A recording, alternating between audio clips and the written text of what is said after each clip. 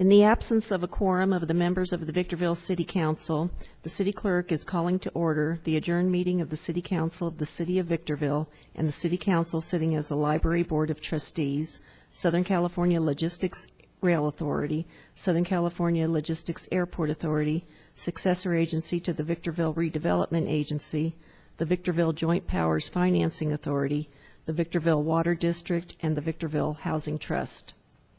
It has been determined that the items that were scheduled for closed session at 5 p.m. are no longer necessary, and therefore there is no need for a closed session meeting at 5. Therefore, the 5 o'clock meeting is adjourned, and the regular session scheduled at 6 p.m. will convene at that time.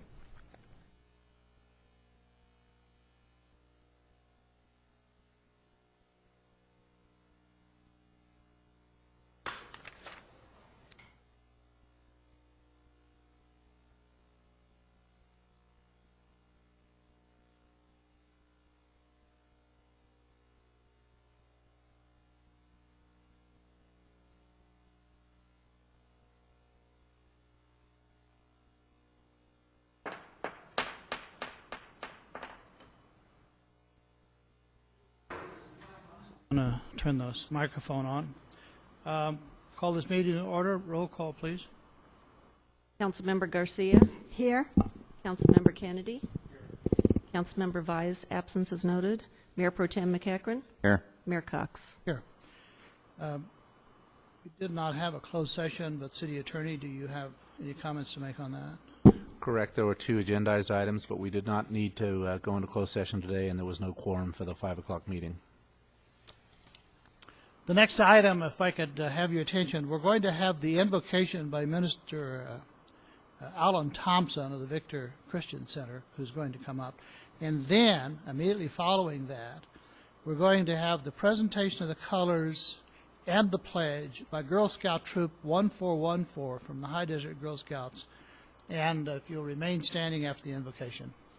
Welcome, Pastor.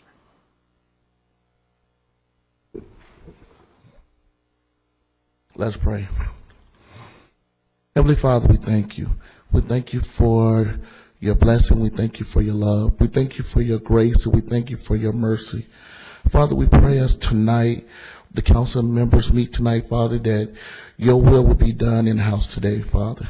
That any decision, any comment, any remark, Father, that's made tonight, Father, is led and guided by your hand and by your words, Father. That everyone will know in this room, Father, that it is you, Father, that makes the decisions for over this council, Father. And Father, we pray for the city of Victorville, Father, and that every decision that is made about Victorville and concerning Victorville comes from you, Father.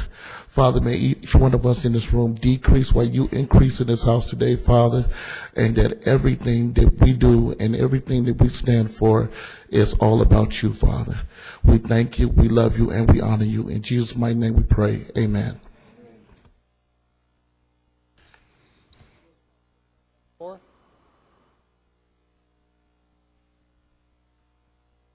Color Guard, attention. Will the audience please rise? Color Guard, advance.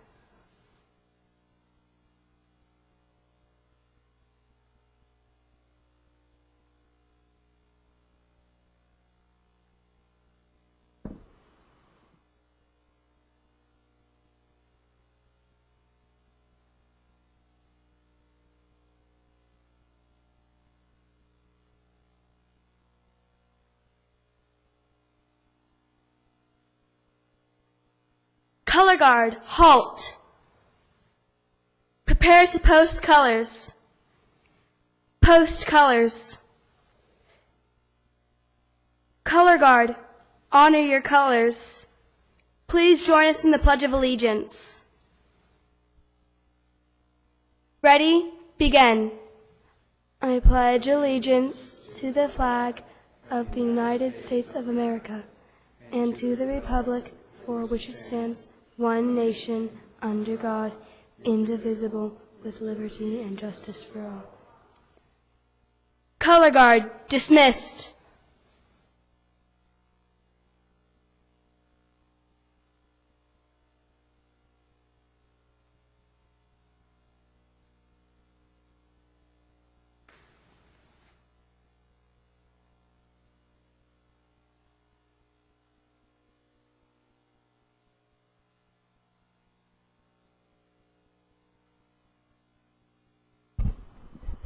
And now they have a project to present to the council. Is that correct?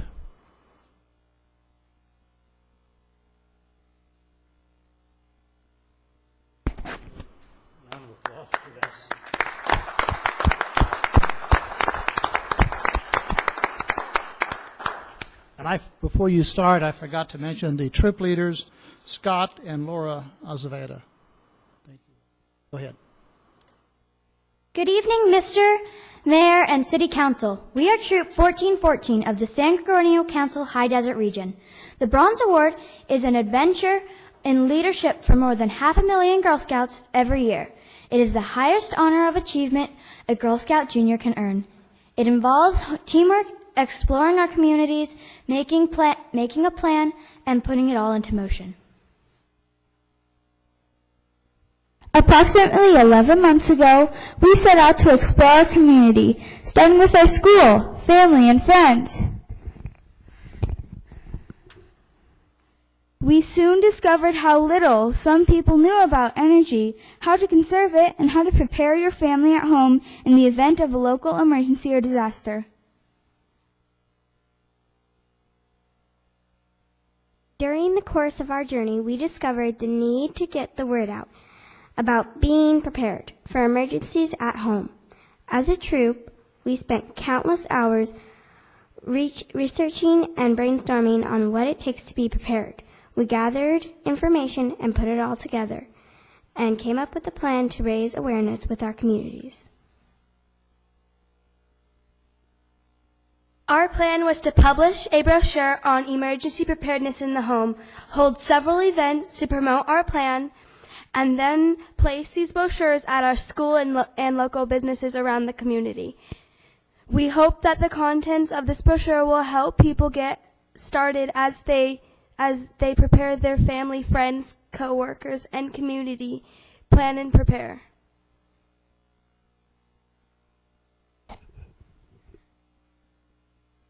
We encourage everyone to pass this information on and share it with others.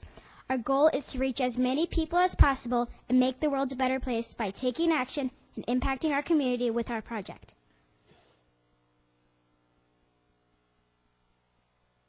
Be informed. Make a plan. Build a kit. Get involved. Thank you. We would now like to answer any questions the council might have. I just want to say what a great job. Thank you very much. Thank the Girl Scouts and thank your troop leaders. Thank you.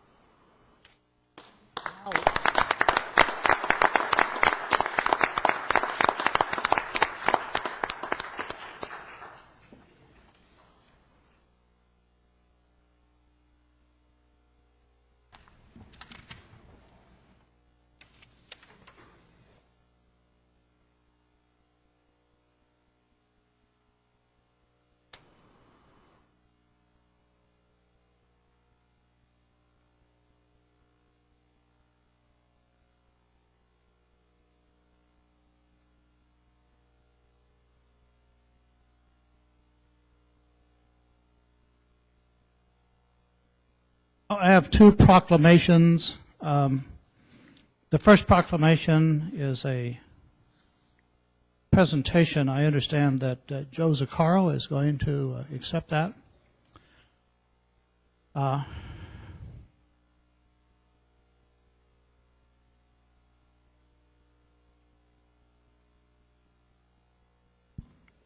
I'm not going to read all of this, but I'm going to read the major portions of it. Whereas the City of Victorville is committed to ensuring the safety and security of those living in and visiting the city, whereas fire is a serious public safety concern both locally and nationally, and homes are the locations where people are at greatest risk from fire. Whereas home fires killed more than 2,500 people in the United States in 2011.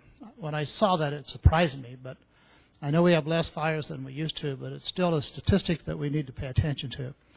According to the National Fire Protection Association and fire departments in the United States, they responded to 370,000 home fires, whereas cooking is the leading cause of home fires in the United States, where the fire departments responded to more than 156,000 annually between 2007 and 2011. Whereas 2 of every 5 home fires start in the kitchen. Unattended equipment was a factor in 1/3 of the reported cooking fires, and 57% of the reported non-fatal home cooking fire injuries occurred when the victims tried to fight the fire themselves.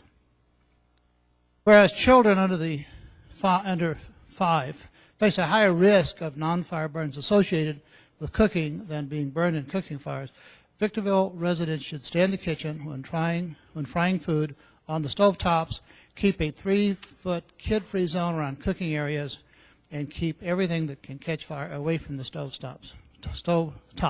Whereas working smoke alarms cut the risk of dying in reported home fires in half, residents who have planned and practiced home fire escape plans are more prepared and will therefore be more likely to survive a home fire. So with that said, whereas Victorville's first responders, and I'm sure that is something that everyone thinks of the fire department. When you talk about the first responders, we automatically know who we're talking about. So now, therefore, we present this to Joe Zaccaro on behalf of the firefighters for Fire Prevention Week throughout the city, and urge all people in the city of Victorville, to check their kitchens for fire hazards and use safe cooking practices during Fire Prevention Week 2013.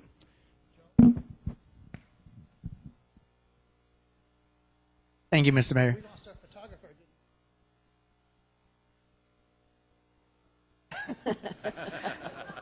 I just wanted to add, this year's theme is kitchen fire safety. Just be careful what's going on in the kitchen. As Mr. Cox said, make sure you have an area around there where it's a kid-free zone, as well as remove combustibles. Be careful the clothing that you're wearing. Most importantly is make sure you have a working smoke alarm in your house. Smoke alarms will save your life in the event that there's a fire there. It'll activate, alert you, allowing you to get out of the house in a reasonable time. So on behalf of all the men and women of San Bernardino County Fire Department, and especially my staff in the city of Victorville, thank you.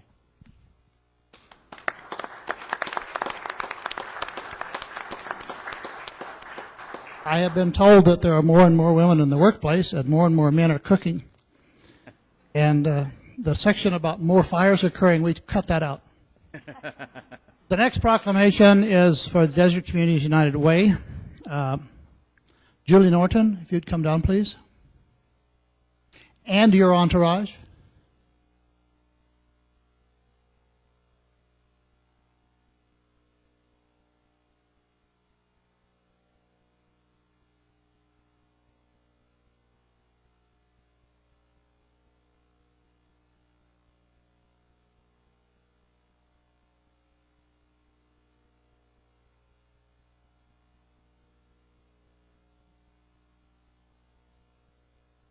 I will read this proclamation. Whereas the Desert Communities United Way is a nonprofit organization responding to human needs in the high desert, and whereas Desert Communities United Way ensures the provisions of basic necessities to underserved populations of the high desert, and whereas Desert Communities United Way is a responsible steward of its resources, and whereas Desert Communities United Way supports easy access to health and social services for vulnerable residents of the high desert, whereas Desert Communities United Way helps at-risk children succeed in school and in life, and whereas Desert Communities United Way is a leading agency in the high desert for after-disaster response, and whereas Desert Communities United Way develops opportunities for volunteers to create positive changes, and whereas Desert Communities United Way has supported the high desert communities for more than 50 years. It's a great deal of pleasure to present this proclamation to the Desert Communities United Way.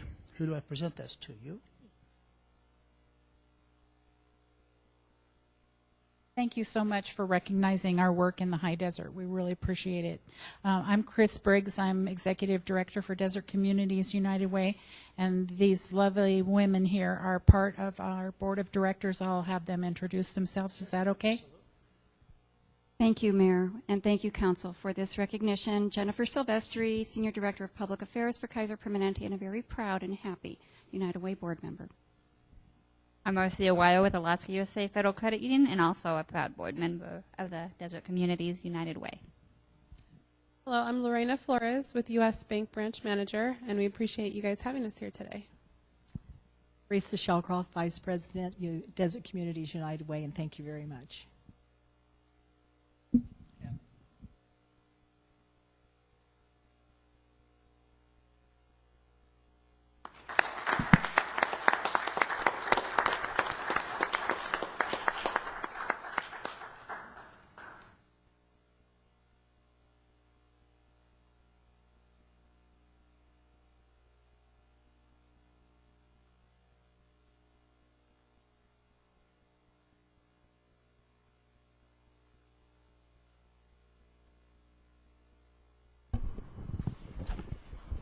At the last city council meeting, we discussed addressing the council. We discussed the meetings. As those of you who are here know, we've tried to get a lot of publicity out to start the meetings at 6 p.m. rather than 7 p.m. and try to get through the agenda. We have so many people that make a presentation and leave. There's no good time for any particular subject, but we're trying to handle the business of everyone. The only major change you're going to see from the time is that the individuals who want to address the city council will now be at the end of the meeting rather than the beginning of the meeting. And I have 2 cards. Still fill out a card, present it to the clerk, and those will be handled at the end of the agenda. City clerk. Have changes, amendments, or anything new for the agenda to the council? There are no revisions to tonight's agenda. We will then go to item B1, which is a public hearing to hear arguments for and against approving the Rosenberg's Rules of Orders as set forth in ordinance number 2301. And we will also adopt well, assuming we'll adopt, unless it's adverse during the hearing, the Rosenberg Rules of Orders for the Water Board. Although it's a different agenda item, when it comes time to approve, we don't have a public hearing for that, but can we take a motion if necessary so that we don't redo this later? We certainly can consider all of the items in the motion, and you also have one for the Water District, for the successor agency, I believe, and the Joint Powers Authority, is that correct? Housing Trust. And the Housing Trust. So there are, all of those items can be combined, and we can check the item numbers. I'd first open the public hearing, close the public hearing, and then have a motion to consider all of those items. All right. I will, at this time, any questions from the council members in regard to B1? If not, I'm going to open the public hearing. I have no cards. I have no individuals requested to speak. Seeing no one approach the dais, I'm going to close the public hearing. Action by the council. Mayor Cox, I do need to read the title of the ordinance first on this item. All right. An ordinance of the City Council of the City of Victorville amending Section 2.20.170 of Chapter 2.20 of the Victorville Municipal Code, adopting Rosenberg's Rules of Order. Can we be clear on which items would be companion to this?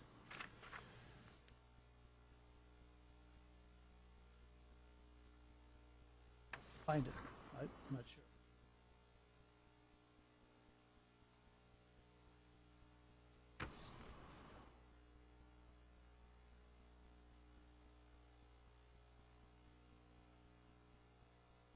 Motion would also include item D1, D3, and I believe there's another one. Maybe not. Is there one more? D1, D3, the and other items, I think we're changing the time of the Yeah, meeting. so it's Maybe just, that's, yeah. so it's essentially B1 and D3 at this point. All right. Thank you. And actually, D14, there is a resolution for the various advisory committees that would also adopt Rosenberg's rules. So D14 and D3.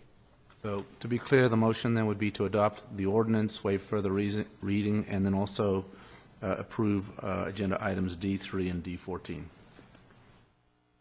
And there's a motion by Councilmember Kennedy and a second by Mayor Pro Tem McEachron. And that would be to waive further reading and introduce the ordinance and adopt the resolutions.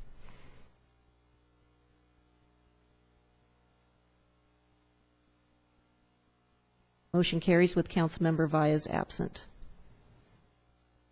Next item is the consent calendar. We have the consent calendar. We have C1, C2, C3, C4, C5. Is there any request to pull any of those items for discussion? If not, they can be approved with one motion. C5 and C7. Okay. For just a brief discussion.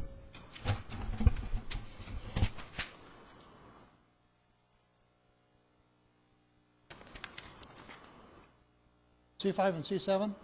Yes, sir. Is it your motion then to approve this consent calendar with the exception of C5 and C7? Yes, it is. You need a second? Motion by Councilmember Kennedy, second by Mayor Pro Tem McEachron.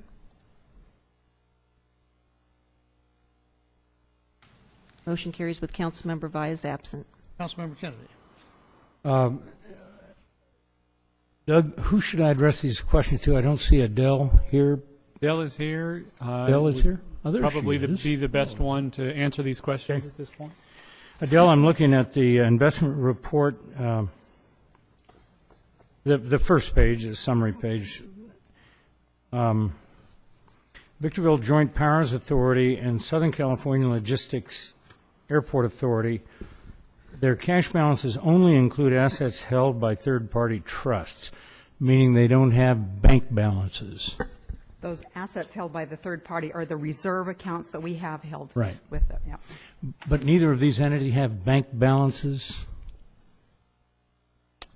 operating bank accounts, or are they? The Joint Powers Financing Authority does not. SCLA does have some, not, I'm wondering if they were negative or. That would be included in the, in the bank account under the City of Victorville. We can split that out if you want to do it that way. And under the Victorville redevelopment, the successor agency, we've got about $33 million there. Are these our funds? Are these funds that we control, or are we just holding them for the state, or what's the status of those? The $31 million includes monies that, when we got the settlement agreement with Carter Burgess, we were, that $22 million of that was, put into, went back to SCLA, the bond, issue for SCLA. And so we are in the process, and we'll be bringing that back next council meeting to set up a LAIF account, because we don't have a LAIF fund for that SCLA specifically. And so they were put in there until we have that available and ready for us. So that will move to an SCLA account? Yes. Okay. I thought that amount would be held by the trustee for the bonds and automatically reduce the balance, but it just be held in an account. No, that determination has not been made of what to do with that, and so it will be held there until it's, until there's a determination on what is to be done with that. The money you may be thinking of, Mr. Mayor, is the money that went directly to pay down the bonds. This is actually the money that came back to the utility, VMUS, that then repaid the water district, the loan that the water district had given them, which then was used to repay a loan from SCLAA housing bonds to the water district. So that's why it's bounced a little bit, but it's headed in the right direction. The $30 million of that $54 million did pay down the debt on the Victorville Joint Powers Financing Authority debt, the $83 million. And I think this is all sort of tied together to the SCLA funds. Do you anticipate that we're going to have a shortfall on our December payment to the bond custodian? And if so, any idea what it's going to be?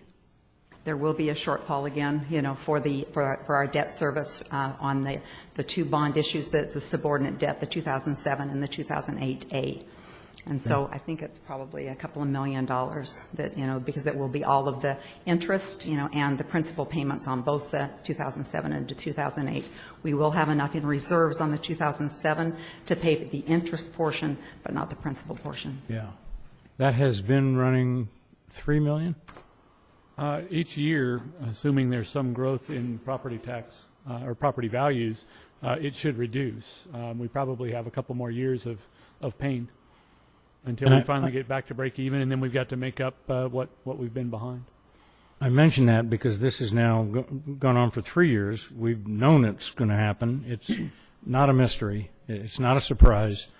We're going to have a default situation in December, as we have for the last 2 years.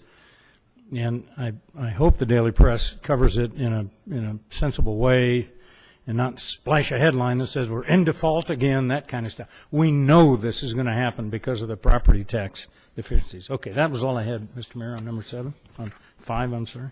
Okay. Item C7. Don't go away. I do. On C7, the quarterly report, some great information. I really appreciate it.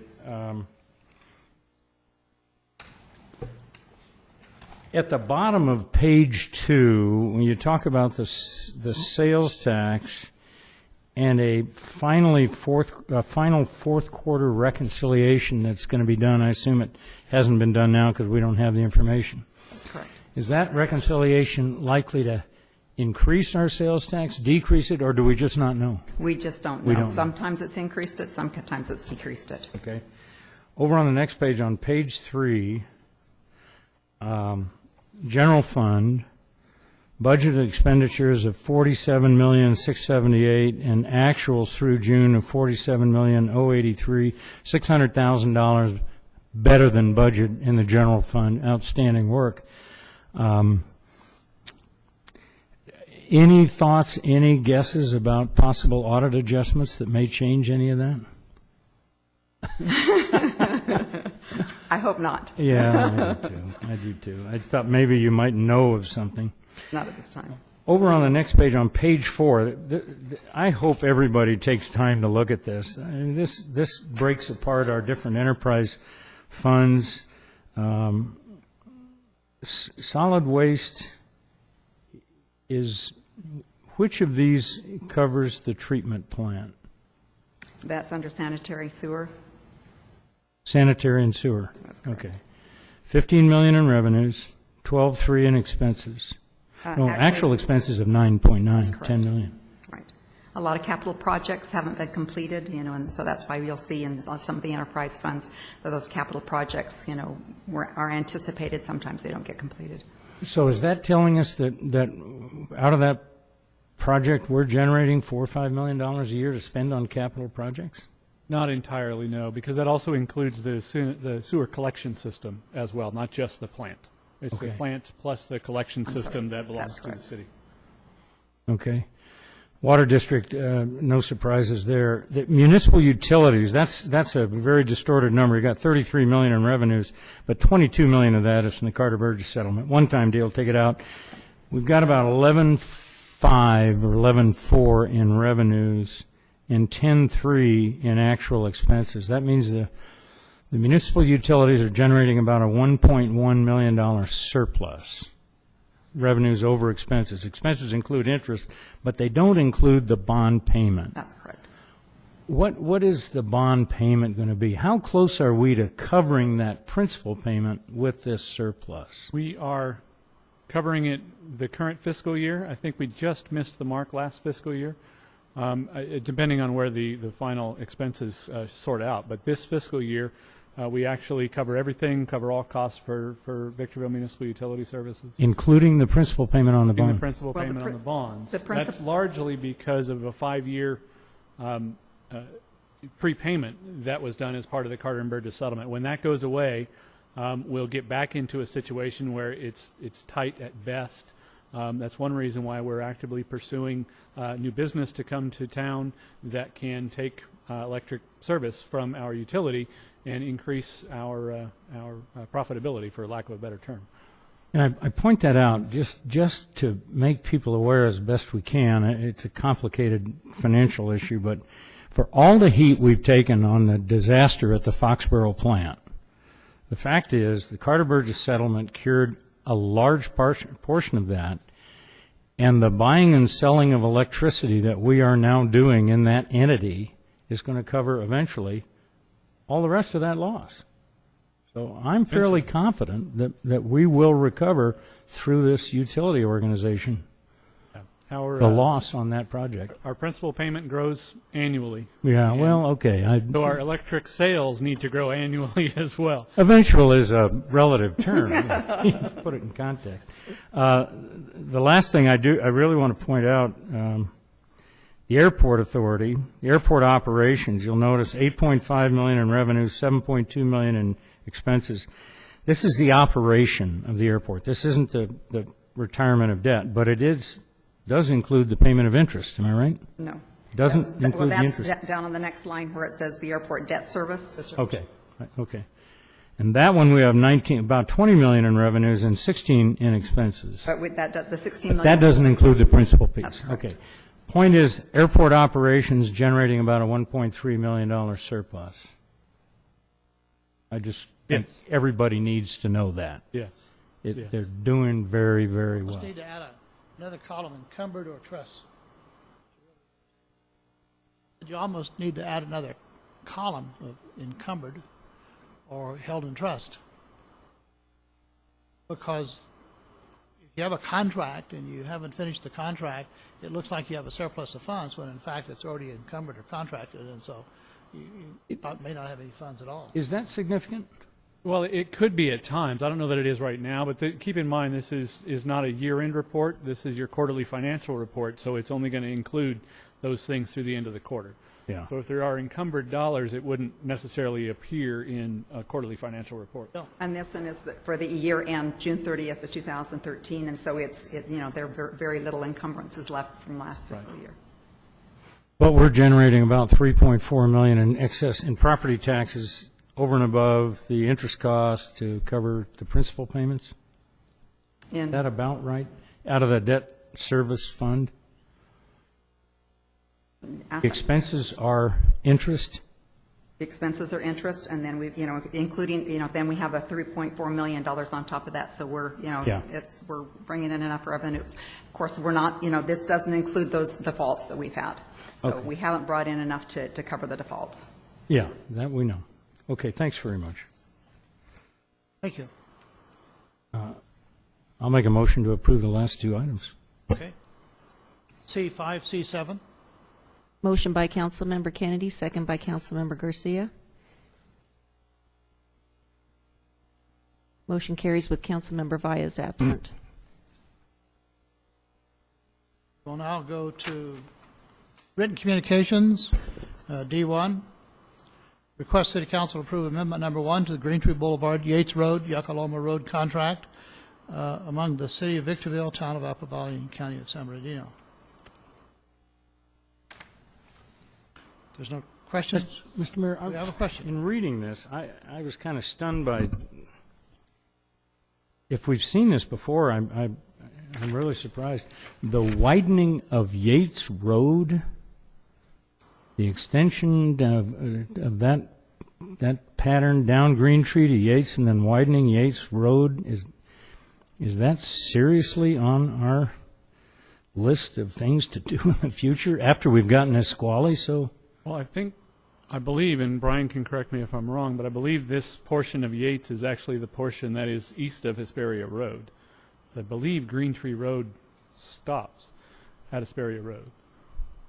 I see Brian shaking. Yeah, because that Yates is the responsibility of the county. Was. Oh, Yates on the other side of Hesperia Road, not the Yates. You mean the other side of the tracks? Yep. Go ahead, Brian. Okay. Correct us all, Brian. Explain right here. What this agreement amendment is for, it's really just memorializing what's already happened.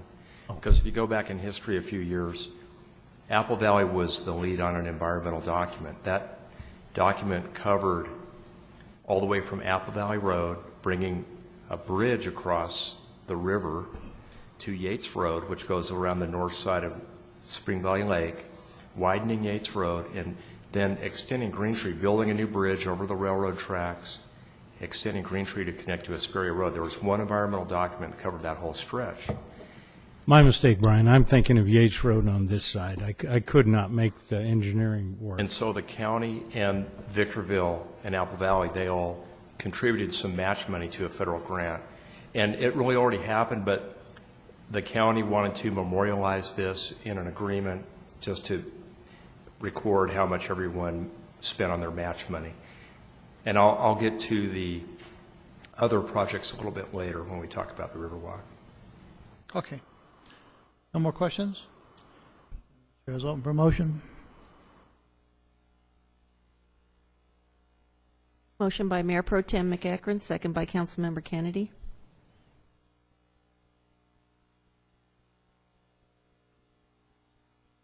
Member Kennedy, can I get a vote from you? Thank you. Motion carries with Councilmember Valles absent. D2, request City Council reject all bids for the Seneca roadway improvement from Hesperia Road to Woodland Drive project. My understanding is that they came in substantially higher than was expected, and at this point, request the council reject all bids. Staff, if we reject the bids, what's your next step?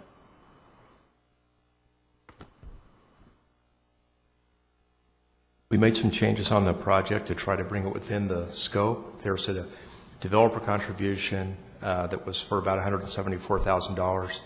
And so we didn't put in the ultimate paving section. We made a couple other modifications, and we're hoping that it will be a lot closer to the developer fee so that we have to put very little additional funding into the project to finish it.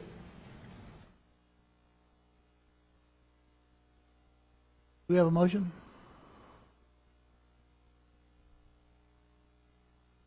Motion by Mayor Pro Tem McEachran, second by Councilmember Kennedy.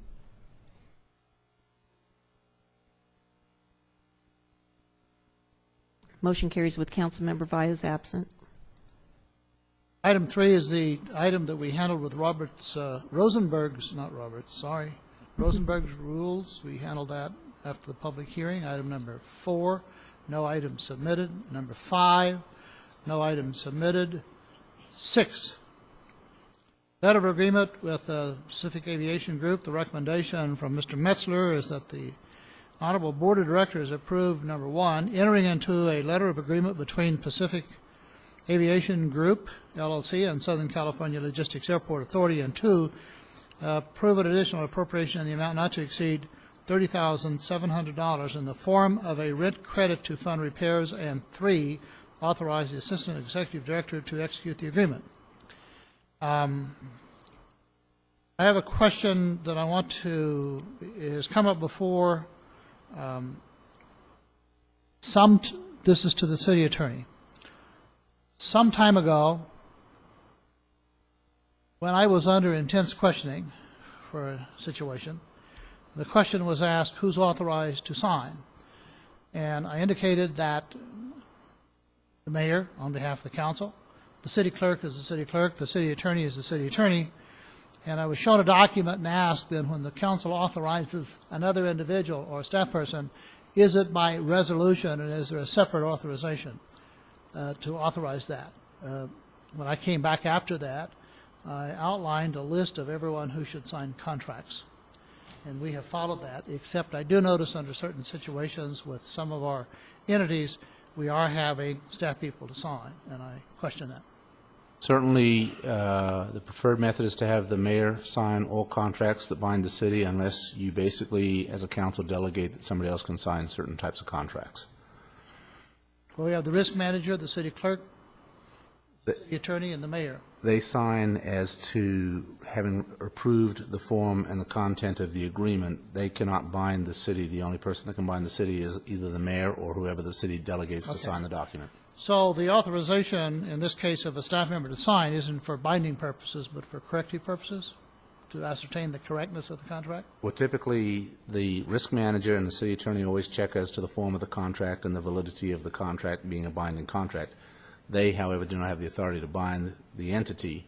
Again, it's the mayor or whoever the council delegates to be the signatory to actually bind the council. Only because it had come up, and we did change the procedure some 3 years ago. And occasionally this comes up, and I wondered if we needed to address it or if it's perfectly okay the way it is. I have no objection. I just want to make sure when a higher authority is questioning us that we're on solid ground. Well, the way to resolve it in this instant would be, assuming you want to approve this, would be to authorize execution on behalf of the council by Keith Metzler, Assistant Executive Director.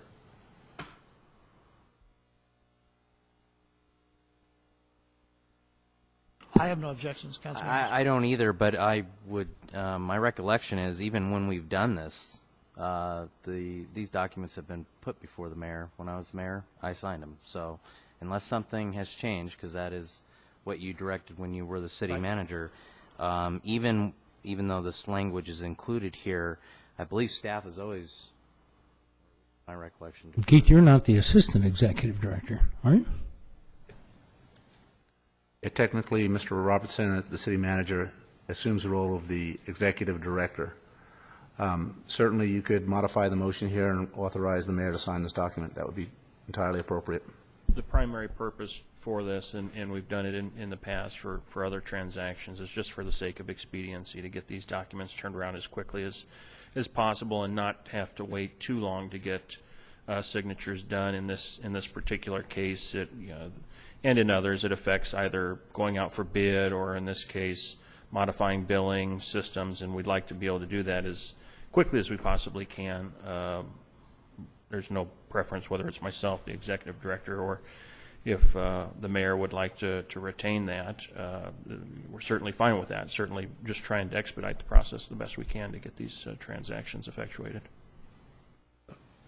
If it's your pleasure, then I would recommend that you make the motion and we can amend the document to have it executed by the mayor. Or actually, it would be chairman of the airport authority, which is your dual role. I have no objections either way. It's just that that issue did come up on two different occasions. It certainly should always be the mayor to sign documents unless the council delegates otherwise. Okay.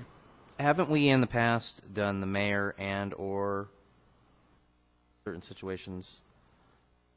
In situations you have delegated the airport executive director to execute documents, or in this case, since Keith basically has run the airport, you've delegated authority for Keith to execute documents.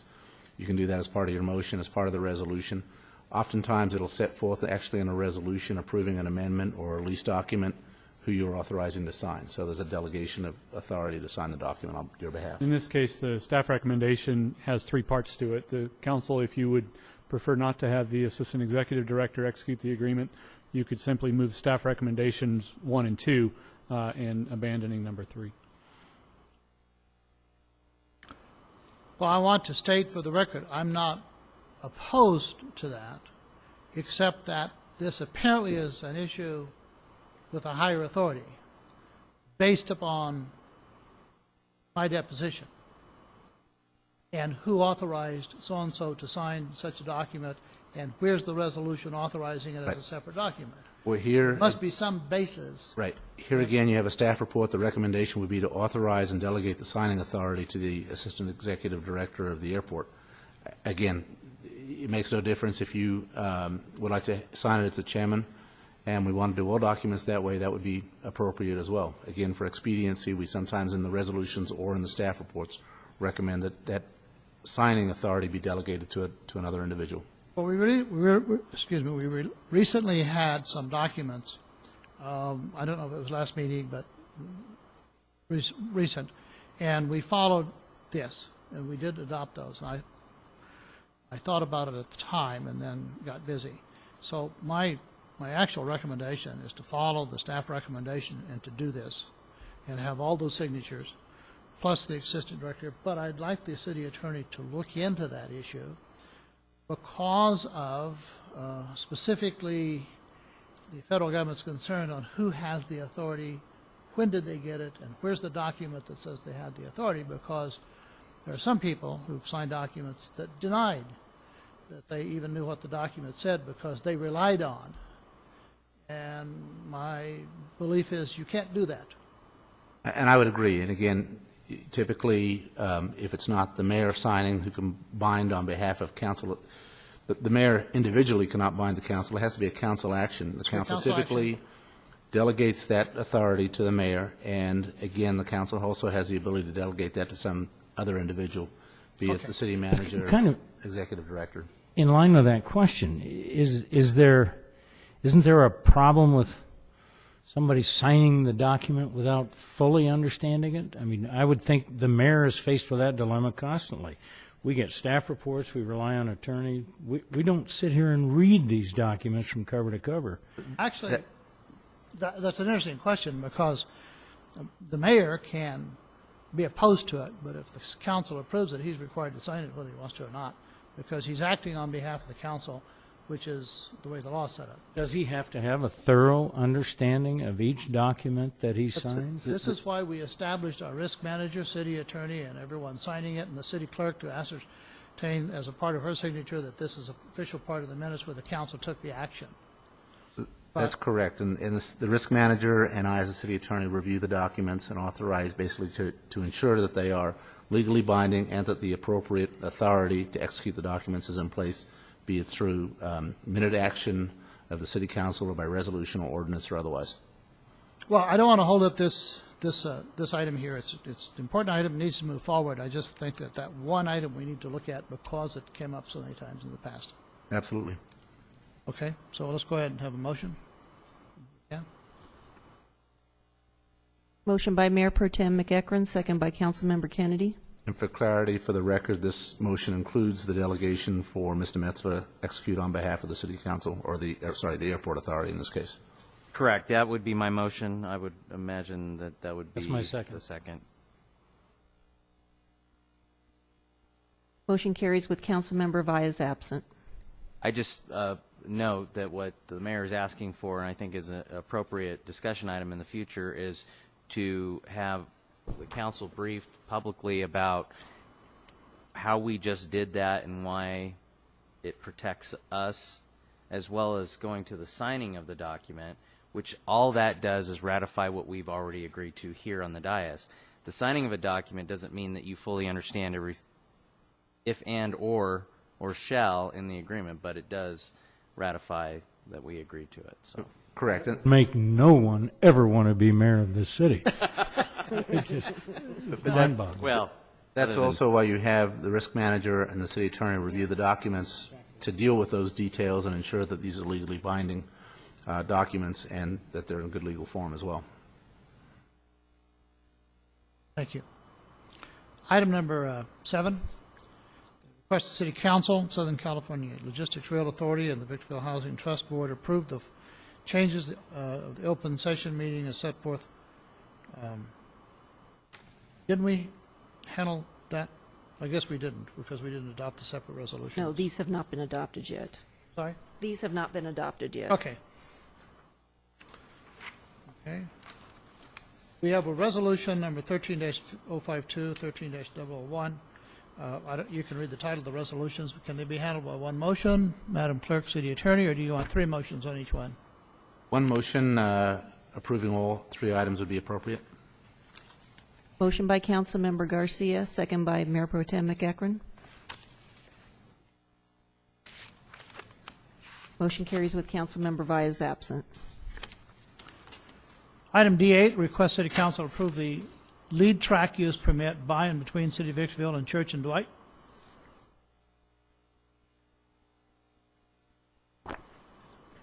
Motion by Councilmember Kennedy, second by Mayor Pro Tem McEachron.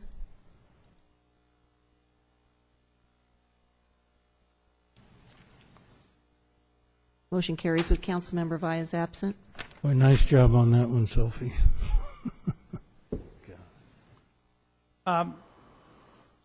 D9, the Victorville Library item has come up several times.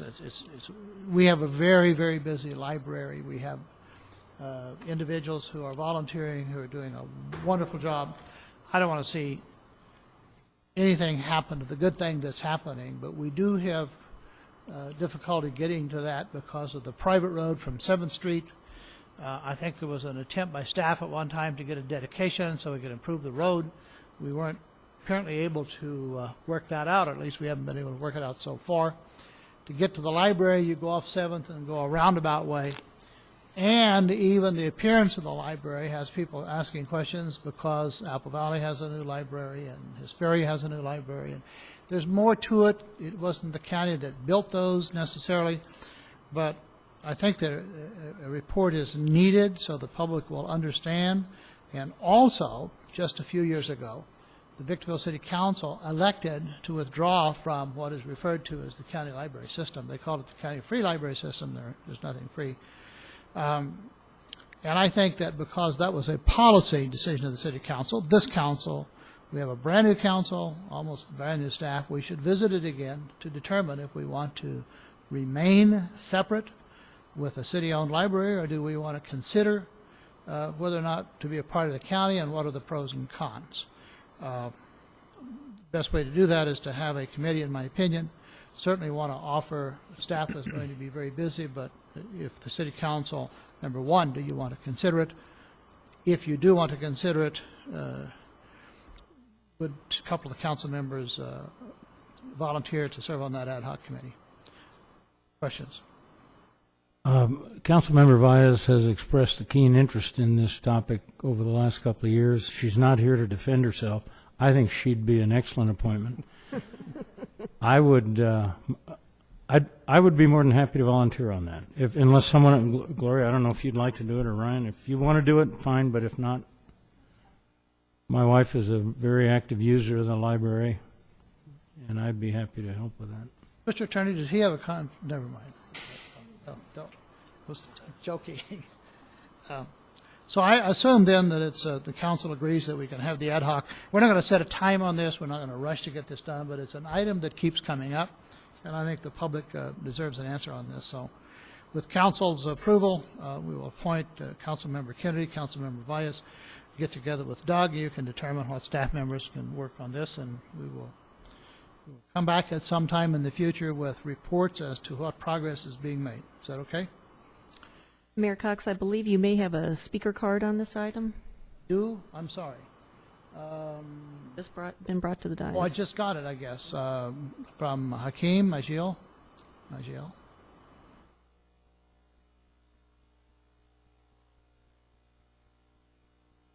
Sorry about that. I did not see the card. That's okay. It's an honor to speak to you guys again today. I wanted to express how glad I am to see that this item was placed on your agenda. I, as a member of the Community Services Advisory Committee, know that how important this item is, and me as a member of the committee is definitely looking forward to this action and volunteer my services personal. I can't volunteer the committee, but at the same time, I can speak for myself by saying that this is a wonderful, wonderful act. My son has been hounding me personally. He doesn't really like you that much, Doug. He thinks that you're not doing nothing, but I told him that it's a process and we have to work to get it done, and we'll work together. But he still seems to think that the library is not fixed because of Doug. But I welcome it, and if I could play any role in serving on that committee, I definitely volunteer my services because I want to help, and there's a lot of other people that want to help too. Thank you. Thank you. Any questions or comments from the staff? Any questions? And thank you. Okay. 10, regional per capita sales. I don't know if the council members are going to have any discussion or ask Mr. Webb to come up, but I want to make a comment. Webb, I have some things to say to you. Uh-oh. I thought we moved him. No, I want to say congratulations. Thank you very much. This is past due. We have talked about a start. We have talked about the image of the city. We have talked about code enforcement. We have talked about having a city that we want to make sure that we can avoid some of the pitfalls and problems that we have in the past in the desire to grow and grow big, and I think it's worked against us several times. These comments are pretty hard-hitting, and they needed to be said. Thank you. Thank you very much. Any questions of Mr. Webb?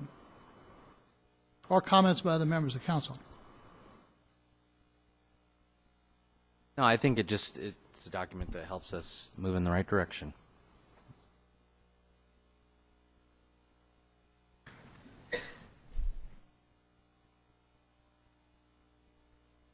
Item 11, First Amendment to Sublease Amendment Hangar Number 746, Leading Edge Aviation Services.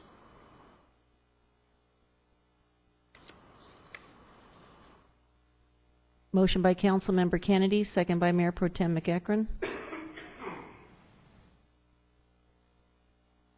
Motion carries with Councilmember Valles absent. Item number 12, Third Amendment to Easement for Right-of-Way, Kinder Morgan, CalNev Pipeline. Question, Keith, do I get from this staff report that it's okay with us? In fact, we might even be desirous of having that tank farm removed? Actually, this transaction is structured the way it is to accommodate the removal of the tank farm, which is immediately at the doorstep of the entrance to SCLA. So Kinder Morgan, CalNev, they're actually undertaking a whole removal and remediation plan as we speak, which includes disconnecting the breakout pipeline from basically the Adelanto breakout station, Adelanto Road breakout station, leading to SCLA. So all of that's a project that's underway, and then eventually these tanks will be removed.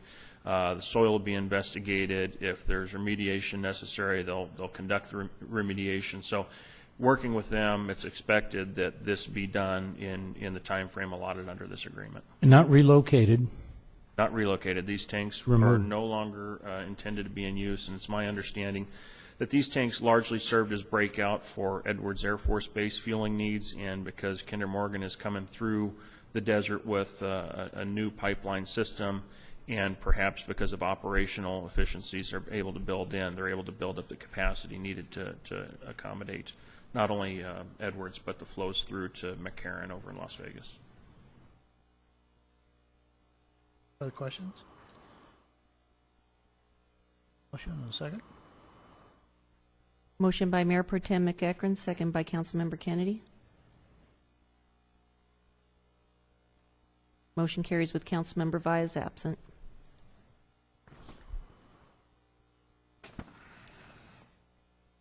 Item number 13. I understand that there's going to be a presentation from staff on this item. Mr. Mayor, members of the council, this is a follow-up to an item from the last meeting. I know there were some questions about the Riverwalk project, so I'm going to try to keep this brief and then open it up for questions later. I think you have a handout there that has a map of the Riverwalk project, both the one that's planned and the one that was going through the Narrows. I'll explain the difference between the two. If I could go to the next slide. One of the questions was, what is the Riverwalk project? And basically, it's a pedestrian and bicycle path.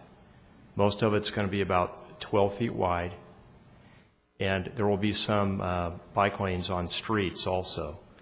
It's going to connect on one end Victor Valley College, which is there's going to be one terminus at Bear Valley Road at Victor Valley College. It will continue up to the Mojave Narrows Regional Park and eventually to the Victorville Transportation Center at 6th Street and D, and then also connect with the existing Riverwalk path that was built a few years back.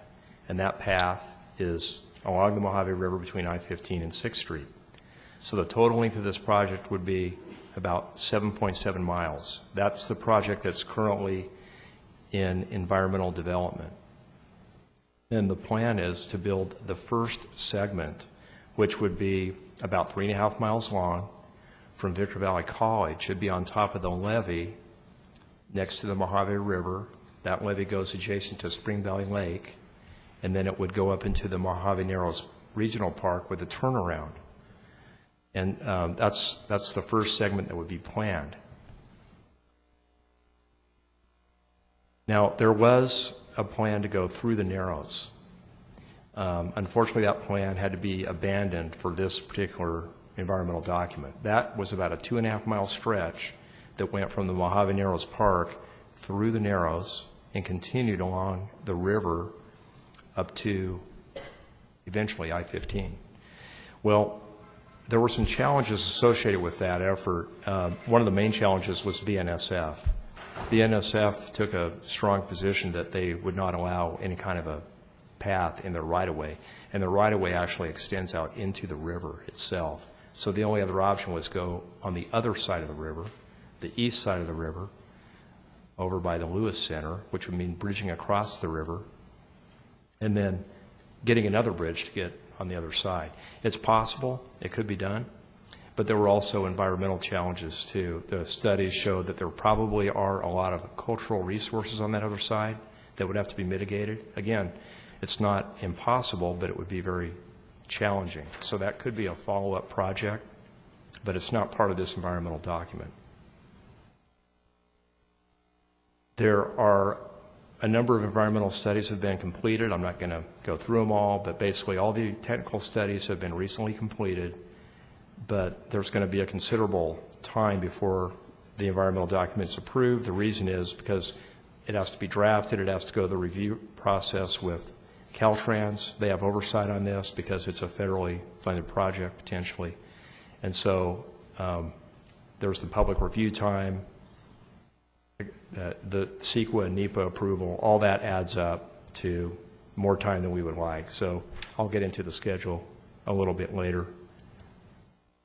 I don't expect you to look at all the funding sources on this slide. This is the funding on the project.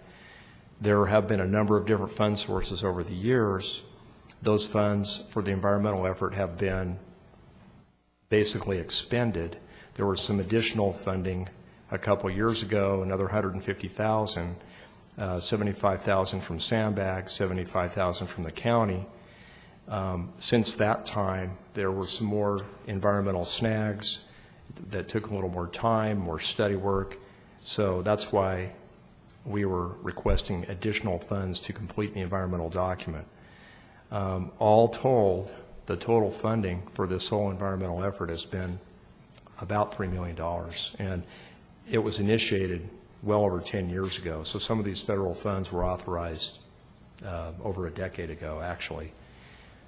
One thing to keep in mind, and I really want to emphasize this, is that the LTF funds that we're requesting, they can only be used for pedestrian and bicycle activities and transit.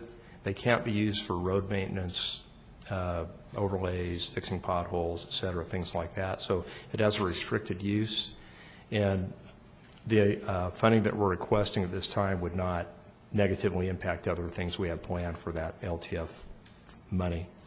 Another thing to note is because there were federal funds initially used on the environmental phase, if this does not go eventually to construction, at least some segment of it goes to construction, there would be a risk of repaying those federal funds.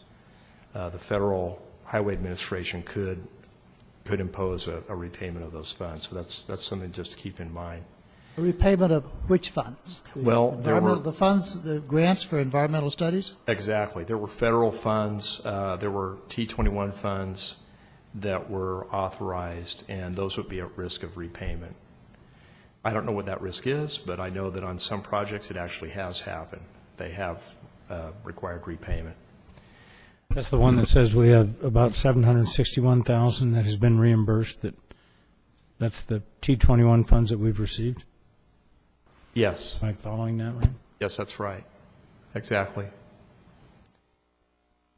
Okay. Before you get too far, BNSF says you can't use the railroad right-of-way to come through the upper narrows. And so the discussion was to cross the river. Did I hear you say that? Yes. The only other option would be to actually build a bridge, cross the river on the other side. Then you'd have to go through the narrows under the two bridges that, there's Highway 18 and the Mineral Bridge, and then cross again to the other side.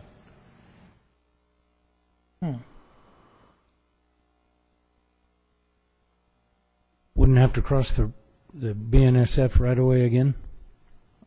You would. You'd have to bridge over that to get over to.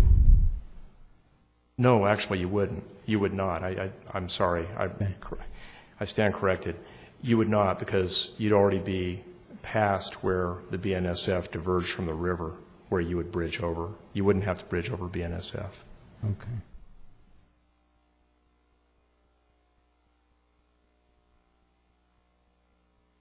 That's right, because the BNSF line is west of this Riverwalk at this point.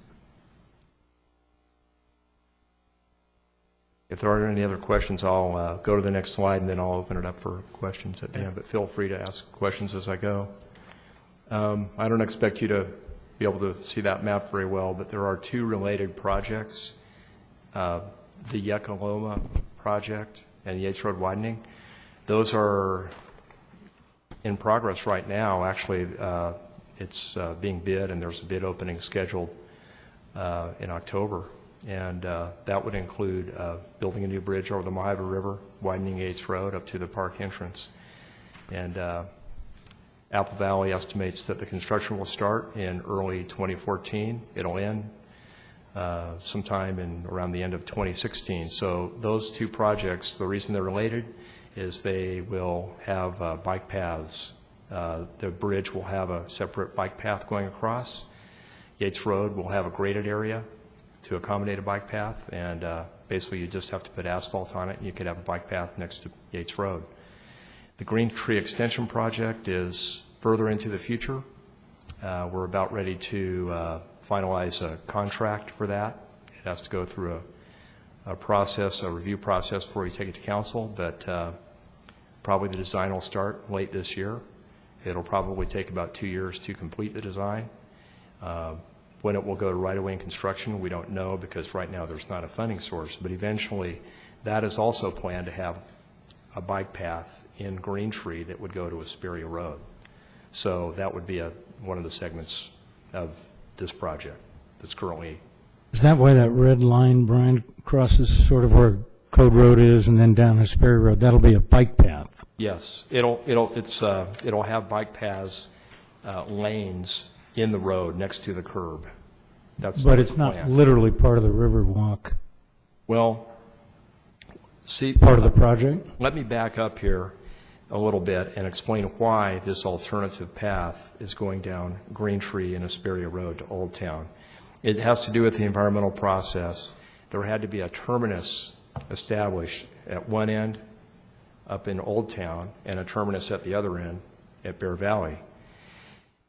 Because the segment that goes through the Narrows was abandoned, it still had to go from point to point. The only way to get from Old Town to VVC was going on this other path, and that was the path that was chosen. And while it diverges from the river, and maybe that part really isn't a river walk, it had to be included in the environmental document to satisfy the federal requirements. I think that then takes me to the question of why is there a break in the red line that is the bike path down there in the park?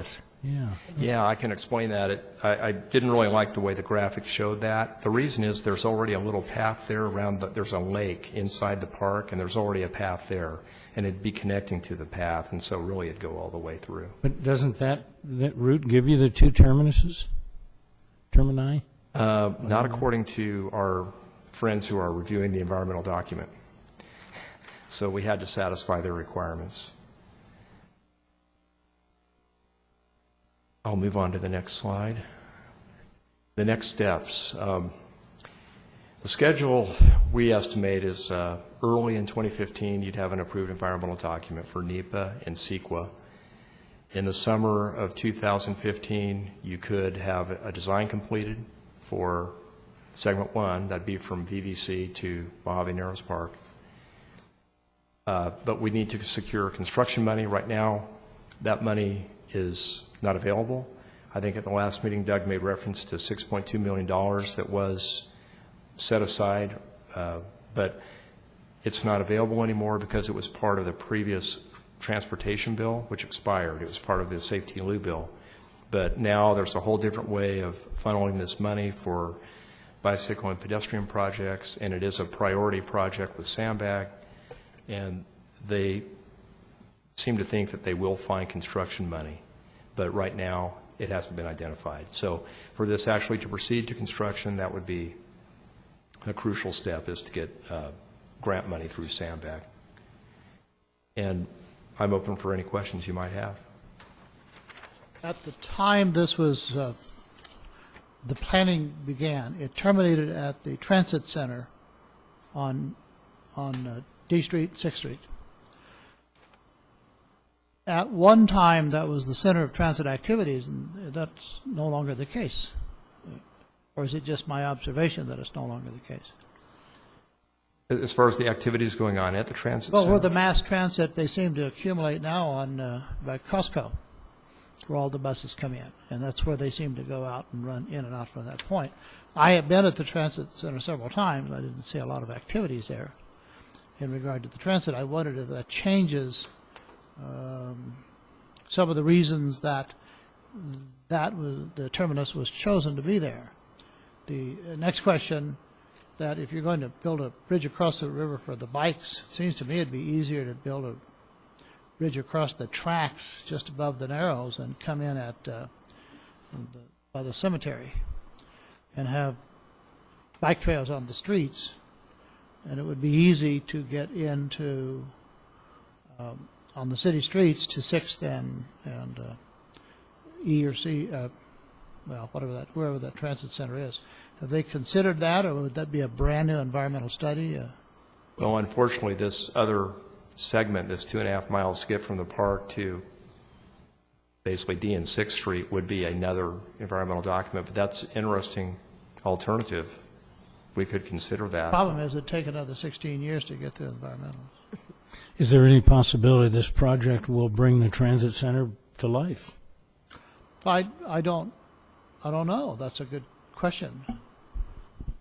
I could answer that as no, it really wouldn't. The transit center would be nice to have it along this path, but it's not intended to be the reason for the Riverwalk project.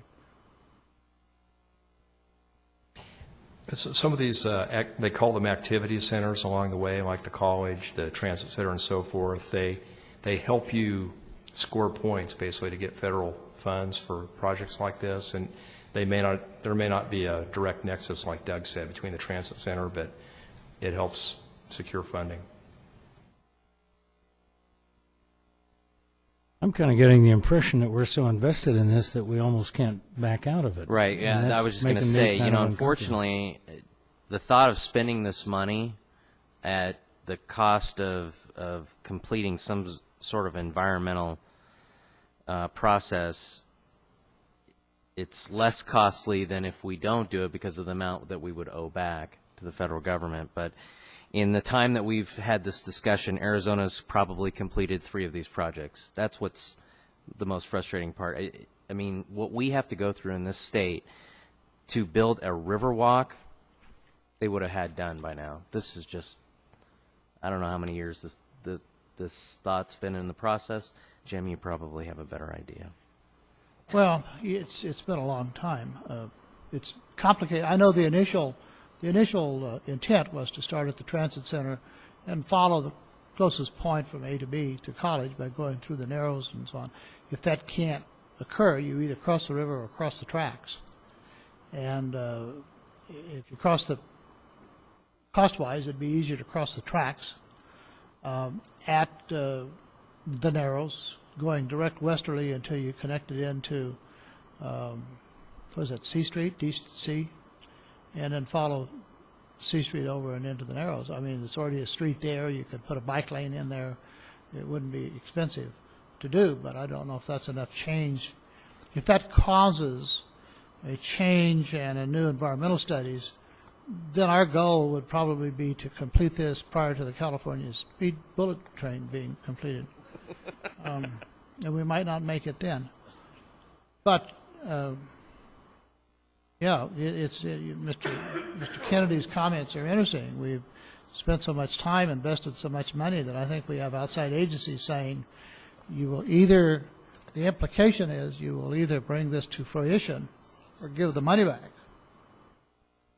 I'd kind of like to know, well, council members, questions. What we have is an item before the city council that's heard the comment that was a grant for $6.5 million? No, what was that grant for? Well, there were a number of grants. The item before us tonight is actually to request some additional LTF money, the city's local transportation fund, to appropriate another $150,000, which we hope and can never have complete confidence in would complete the environmental document. From what we know now, that would give us enough money to have an approved environmental document. And Brian, again, to your point, we can only spend those dollars on this type of project. On pedestrian, bicycle, or transit uses, yes. Well, if Apple Valley is going to be moving ahead with a extension of Yucca to Yates at Spring Valley Lake, and if there's any plans for Yates Road to continue westerly, I suppose now would be the time to indicate pedestrian and bicycle right-of-way on that new road in construction. But that would just get you to Hesperia Road. It wouldn't advance us northerly. Well, We have an action item that we put off. We have an item from the staff with recommendations that was put off so we could have this discussion. So staff or council, what is your desire? Mr. Mayor, I don't have the screen in front of me, but I'll go ahead and make the motion to approve item D13.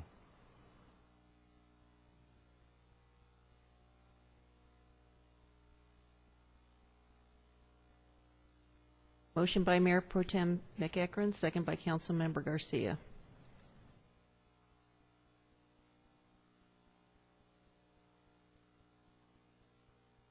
Motion carries with Councilmember Vyas absent. This was 2 yes and 2 reluctant. I could hear the discussions going on. I'm telling you, I'm very reluctant to do this because I do not see a solution to getting through the Narrows. I do see an alternative route and following Code Road to Hesperia and all the way down. Certainly not a preferred way, which means that eventually we're going to have an alternative study for the environmental studies, and I'm betting that that's across the tracks and go into C Street at the cemetery. It's just hard to see a bike route through Old Town the way that it's laid out. It's across what, Verde and across 7th Street to 6th and down. Oh my gosh, what a... I know, I know. There are a lot of individuals that want to see this. Of course, a lot of individuals would like to see us clean up the river bottom, too. And this is very complicated, very difficult. You have other entities that want this. You have other entities funding it. You had this past city council, as I understand it, city clerk 100% committed to this project. Substantial monies have been expended. And I don't think there's any member of this council that's willing to move ahead unless we fully understand it, number one. And number two, we aren't willing to just stop the project and then take the chance of having to pay substantial dollars back to previous funding agencies. So it's complicated. We've taken action recommended by staff, but there's a lot more questions, and I'm sure the city manager has listened carefully, and we'll have more discussions on this in the future. Thank you very much, staff, for this information. Item 14, request City Council approve we settled that, didn't we? Yes, that has been acted on. Okay, City Council discussion, D15, for council discussion, possible action, property tax and sales tax revenues. Mr. Mayor, members of the council, we've been talking since May and June about the police chief's desire to add 2 police officers, 2 sheriff's deputy positions beginning October 1st. We even had an action about a month ago that added them to the contract, but to remain vacant until such time as we could have a discussion and an update on our property tax and ultimately sales tax revenue as well. As expected, our property tax last year came in significantly higher than what we had budgeted. We were conservative, and it proved out to be a wise move. In studying it, however, what we also learned was that sales tax, although it is up higher than it was last year or was higher than the year prior, was not as high as we had originally projected at the beginning of that budget cycle. So as proud as we are, or as happy we are that the property tax monies came in higher, unfortunately there's an offset with the sales tax coming in lower, and for those reasons I can't recommend an increase to our revenue projections at this point in time. I'd like to believe that they will continue to go up, but being conservative, I can't recommend an increase. Among the other good news in your fourth quarter financial reports was, as Councilmember Kennedy brought up, there was, I think, close to $700,000 in revenue over expenditures. Of that, about half of it is from sales tax and property tax, monies that were excess last year that we did not spend because they came in higher. Taking that into account, should the council wish to still fill those positions at this time, beginning effectively October 1st, although it may not be exactly October 1st, you could opt to use those dollars from essentially last year's budget, carry them forward, rebudget them, or budget them for the first time really in this case, as an additional appropriation, and put the money into this year's budget to fund those positions. The risk in doing that is that there's no guarantee that we will have those funds again this current fiscal year. Should we get to the end of this fiscal year and not have a significant enough increase in property tax and sales tax, we may have to make cuts in other areas, assuming you would want to retain those two sheriff's deputies positions. So it's kind of laying it out there as bluntly as I can, and kind of tossing it into your laps as to what you'd prefer to do. Is the revenue and expense plan for next year similar to the final results, or the results as final as they are now for 12-13? It is, yes. We didn't have significant movement. A little bit of increase that we had in revenues. We also had a little bit of an increase in expenses as well. Every year we do have, at least every year that I've been here, we've had a fairly significant amount of revenues over expenses, simply because it's difficult to spend every single dime that comes in. You don't know exactly how much is coming in. And we turn the screws pretty tightly onto the departments when we get close to the end of the year to make sure that they aren't just simply spending for the case of spending money. So we ultimately do end up with a positive net balance at the end of each fiscal year. Well, I'm not bothered by having a surplus. I think we need to get back into a reserve building mode. And if we're looking at a $700,000 surplus, half of that can go to build reserves, half can go to fund those two positions. I'm inclined to make that commitment and hold your feet to the fire next year. We'll do our best. We always do. What is the funding for those two positions? Those two positions are $280,260. $280,260? Yes. We are in the unfortunate situation that we can use more officers probably than what we can afford. In fact, I'm sure we can. And they do a great job. But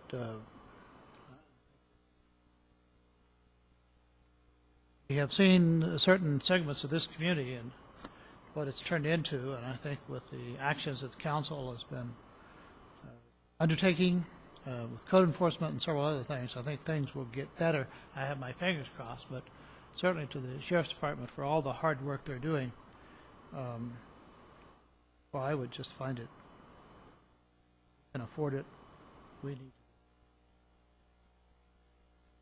I agree. I think we sent the message, and I think our reliance was on the property tax figures. I understand the sales tax didn't come in where we wanted it to be, but I still continue to hear good things about our sales tax dollars, especially with Walmart. We got another one on its way. The car dealers are seeing record sales like they haven't in years. So I'm just relying upon some of those types of things that I'm hearing out there in the community. I think this is a risk well worth taking. I agree with that. Okay, we have a motion and a second. Motion by Mayor Pro Tem McEachron, second by Councilmember Kennedy. Just to clarify, this would be an additional appropriation using leftover funds from last year in an amount of $280,260 to go into the general fund to pay for those police positions. Motion carries with Councilmember Baez absent. Thank you. We are now at that point where we will have the public comments on items of interest to the public. We still have the same rules, still have 3 minutes. I am taking the cards in order that I received them. At this point, I have 4 cards. First would be Mr. Joe Vale.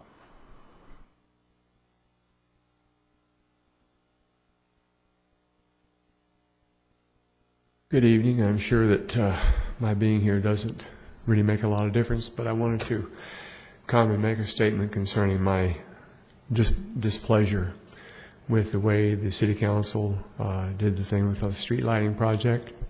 It's my understanding when the vote was taken, the people voted no. but because you, the city council, control 712 parcels of our taxpayer dollar money, that made the proposition pass. That's unethical. I talked to Howard Jarvis Tax Group concerning this issue, and he went through the records and found that what you did was not illegal, but it was unethical. And I want to remind you of what your little sign up here says, "In God we trust." God keeps records, and he keeps records of ethics, or the lack thereof. Rarely do you see me at a city council meeting. I've lived here since 1965. I've known Jim Cox since probably 66 or 67. And I imagine if he went back and counted on his hand the number of times I've been at city council meetings, you could do it on probably 2 hands or less. The only time I show up is when I see something that I think is being done is incorrect or hurting people who live here in town who are struggling for economics. If you look around the old part of town, you'll find that there are many properties that need to be upgraded, improved. Can't be done because City Hall is too expensive.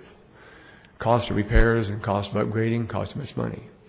I've recently spent a lot of money remodeling a house that I have, and I've spent a lot of money here at City Hall just to get permission to spend more money to do my job. And ethics are important. Maybe not to some of you, but they are to me. Good day. Thank you, Joe. Next would be Wally Lynn. Mayor Cox, council members, and staff. I'm here to officially invite your your support and attendance for the third annual God and Country Celebration Breakfast to be held out at the Heiligmeier Warehouse building out there. It took 18 months to find a facility large enough to accommodate this crowd. Some of you may remember we started this 3 years ago. We had 900 people at the fairgrounds, and next year we had 900 plus 500 in another building. And I didn't want to do this again until we found a facility large enough to accommodate a large crowd. This year we will have the largest crowd in the history of the high desert and most likely the state of California for this type of an event. It's very, very exciting. We're going to have 100 tables of high school kids. We're going to bus in from 14 different schools, and then another 100 tables for the adult community, and plus another 4 tables for the military. We will have, again, the Army, Navy, Air Force, Marine Corps participating in the opening ceremony. And we've put together a program that is absolutely fantastic. Again, we'll have Azusa Pacific University Choir and Orchestra visiting with us, 120 strong, and they are fabulous. They circle the room and begin to sing, and it gets very exciting very quickly. High school students participate in this thing. We have over about 200 high school kids that will participate in the program in one form or another. And then we have a speaker coming this year that is absolutely fantastic also. And most of you have heard of Black Hawk Down, the helicopter pilot that was shot down in Somalia, Michael Duran. He was rescued by a guy that is our speaker, Major Jeff Struker. And what a story this guy has to tell about what he went through rescuing these troops, having his men shot, and he was shot, 2 Purple Hearts himself.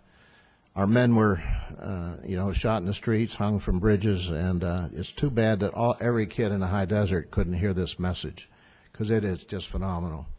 And the purpose here is to inspire our youth and to encourage our youth from a Judeo-Christian perspective, and to remind them the blood that was shed for our freedom, because they're not getting this message, at least in my opinion, as they leave high school. And most of them have not been exposed to military and don't really study or have not studied American history sufficiently to where they really appreciate what freedom is all about. Wally. Thank you. So anyway, tables are $250. Each city has in the past purchased 1 or 2 tables. It's a very popular event, and so we invite you to attend and support the thing. And flyers have been left for your convenience to participate. Thank you, Wally. Thank you very much. This is not on his time, but this is Thursday, November 7, 2013, 7 to 9 a.m. at 10200 Armagosa Road, Hesperia, the former Elick Myers building. And we're on the internet too, Mayor. You will hear from us. Yeah, thank you. Next is Chuck and Pat Henson.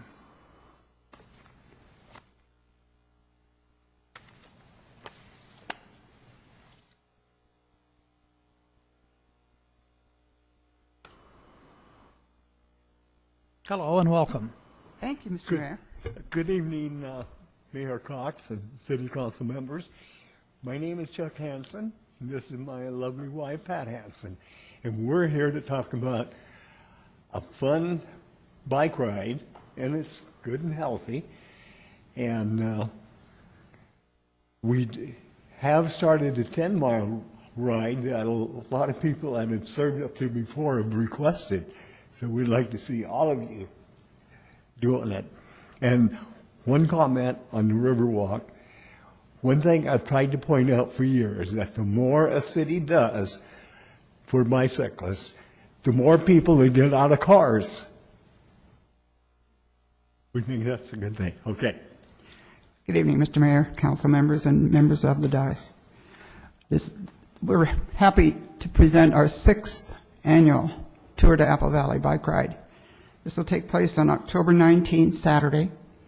Registration is from 7 in the morning till 8. The ride starts at 8. We have 3 distances this year. As Chuck said, we have a 10-mile ride, which is what most people have asked for because, like me, we are not used to riding bicycles, and so if we can go a short distance, we can get ourselves into that kind of we can get ourselves into condition to go at least a 10-mile ride. Chuck averages a 15-mile ride 3 days a week. He's going to be 83 years old on Monday. So it does help in conditioning your system. We have a website, tdav.org, has all the particulars, and we have as of last year, created our own 501c3, so we are responsible for whatever happens. And so come on out and bring your money and ride your bikes. The other rides we have are 31 miles, which is what we call a half metric distance. And the metric distance, which is like metric 100, is 62 miles. So we have 3 rides. 62 miles, 31 miles, or 10 miles. And so you can take your choice and pay your fee. On the 10-mile ride, it's $25. If you have 2 adults paying $25 each, their kids can ride free. Helmets are required for every rider. And I want to make read a couple of sentences out of a Bicycle magazine, a study done that says people who ride their bikes to work will encourage others to ride their bikes to work, which exaggerates what Chuck just said. The more people who ride, the more people will ride. And they found that the major reason for not riding bicycles was the lack of bike lanes. Terrain, weather, any other condition was not as valid an excuse for not riding as the lack of bike lanes. And so our thrust with our ride is to help provide funding to the local communities to provide bike lanes as a safety feature. Thank you for your time. Thank you very hope much. To see you. Thank you. Hope to see you out there.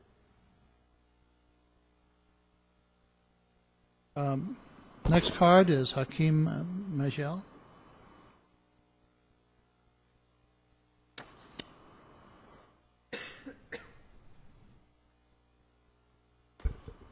Hello, everybody, again.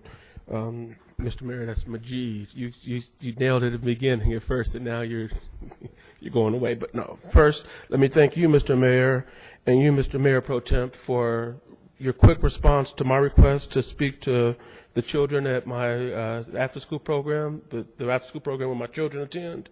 Your warm response and your quick response is greatly appreciated, and I want to personally thank you both Keston said that he had messages waiting on him. So again, thank you, and I know the children will benefit from your presence and what you can tell them and show them. The second thing I want to say is offer kudos to you, to the mayor and council, for having the courage to fund those 2 police positions. That means a lot to the community that's out there. Me personally, public safety is always something important that I watch. You know, if you look under my feet, you'll see roots. I purchased my house here, and I'm not going anywhere, and I know that a lot of people did, and it's important for them to feel safe. So thank you very much for doing that.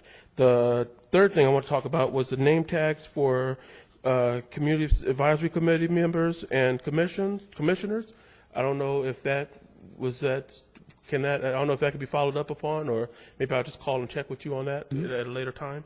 And then the Mojave River Walk. As I sit back and I was listening, it sounded like you guys are kind of getting bullied in the sense that so much has been committed, and I mean, 10-year-old funding, and I can understand Mayor Cox's reluctancy. I would really encourage you guys to really take your time and look at that. I know a lot of people have their hands in it. I know that it's big, but just sitting from the outside looking in, it often seems like you guys are being pushed a certain direction. So just keep that in mind, and I thank you, and good night. Thank you. Next item is discussion and possible action regarding items for the upcoming City Council agenda.